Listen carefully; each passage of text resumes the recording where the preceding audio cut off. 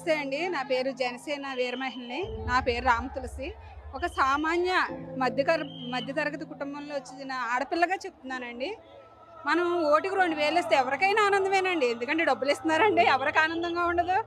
కాకపోతే మనుషులు గొర్రెలు అంటున్నారు కదా, గొర్రెలుగా నుంచి మానవులుగా మనుషులుగా ఉండేలాగా మనం నడుచుకుంటే బాగుంటుందండి. ఎందుకంటే ఎన్నాళ్ళు మనం గొర్రెల కింద అవమానపడాలి? మనలోని మారాలి అంటే ఎవరు మారాలండి? మనం మారాలి. మనము చెప్పడం ఈజీయే. మనం వేరే వాళ్ళని మారండి అని చెప్పే ముందు ఒక్కసారి మీరు మనుషులుగా ఆలోచించండి. ఎందుకంటే ఓటికి 2000 ఇస్తున్నాడు, కరెక్టే. నేరుగా అక్క చెల్లెల ఖాతాలో నేరుగా ఎక్కడ నేను నొక్కుతున్నాను అక్కడ మీకు డబ్బులు వస్తాయి అంటున్నాడు కదా. నేరుగా మళ్ళీ ఓటేయండి అమ్మా, దయించి మళ్ళీ ఓటేయండి. ఎందుకంటే మళ్ళీ వైసీపీకి ఓటేస్తే నేరుగా మీ అకౌంట్లోకి 10 లక్షలు అప్పుగా చూపిస్తాడు. ఆస్తులు ఉన్న వాళ్ళు ఆస్తులు తీసుకుంటాడు, ఆస్తులు లేని వాళ్ళకి కళ్ళు కిడ్నీలు ఉన్నాయి కదమ్మా చాలు కానీ దోవేని అమ్మేస్తాడు. అందుకుని దయించి మనుషులు అవుతే కనుక నేరుగా వైఎస్ఆర్కి ఓటేయండి. మీరు మనుషులు అవుతే కనుక దయించి ఒక్క అవకాశం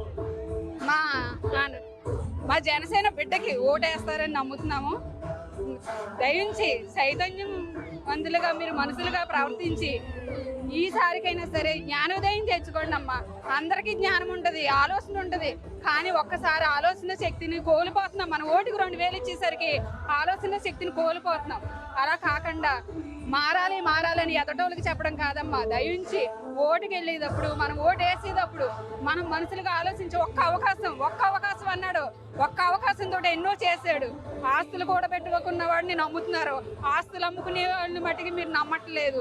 చెప్పడం కాదు, చేసి చూపించడం మనదే. నేను మిషన్ కుట్టుకుని బతుకుతాను, మా ఆయన ఒక లారీ డ్రైవర్ బతుకుతుంది. ఏం బతకలేరా? ఉచితంగా ఇస్తేనే బతకగలదురా? ఉచితంగా ఇవ్వకపోతే బతకలేరా? మన ఎన్టీ రామారావు గారు 2 రూపాయలు కిలో బియ్యం ఇచ్చారు, అప్పుడు అదే సంతోషం అనుకున్నాం. ఇప్పుడు మీకు అయ్యో ఉచితాలని చూపించి మనుషులు మోసం చేస్తున్నాడు, మీకు అది తెలియట్లేదు. ఎవరు డబ్బులు ఇస్తున్నాడు? వాడేమన్నా సంపాదించేస్తున్నాడా? పవన్ కళ్యాణ్ గారు చెప్పారంటే ఒక అర్థం ఉంది. ఎందుకంటే ఆయన ఒక యాడ్ చేస్తే కోట్లు వస్తాయి, ఒక సినిమా తీస్తే 1,00,000 కోట్లు వస్తాయి. ఆయన జగన్కి ఏమొస్తాయి? వాళ్ళ నాన్నగారిని అడ్డం పెట్టుకుని కోట్లు సంపాదించాడు. ఇప్పుడు ఈయన అడ్డం పెట్టుకుని ఎన్నో. ఇప్పుడు మీకు అమ్మఒడి 14,000 ఇస్తున్నాడు, 13,000 ఇస్తున్నాడు. మన మీద 20,000 తన అకౌంట్లో జమ ఆడుతుంది. అది మీకు తెలియట్లేదా? ఎందుకమ్మా ఇంకా నమ్ముకోకుండా మీరు ఆలోచన కోల్పోయి ఉంటున్నారు? ఒక్కసారి ఆలోచించండి.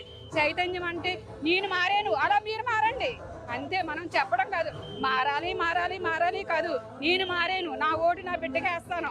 అలాగే మీరు మీ బిడ్డ అనుకుని ఒక్కసారి అవకాశం ఇచ్చి చూడండి అమ్మా. మీ బిడ్డ ఆస్తులు అమ్ముతాడో మీ ఆస్తులు కూడబెడతాడో చూద్దాం. ఎందుకంటే ఒక ఇంటికి యజమాని కష్టపడి కూడబెట్టుకుని డబ్బు సంపాదించి ఇల్లు గడుపుతాడు. అలాగా మన తండ్రిగా పవన్ కళ్యాణ్ గారు ఆస్తి సంపాదించి మనకిస్తారు తప్ప కానీ మన ఆస్తులు అవుతే అమ్మడాయన. దయించి ఈ ఒక్కసారికి అవకాశం ఇస్తారని నేను భగవంతుడిని కోరుకుంటున్నానమ్మా, మనుషుల్లో అయితే కోరుకుంటలేదు. ఎందుకంటే భగవంతుడే మార్చాలి.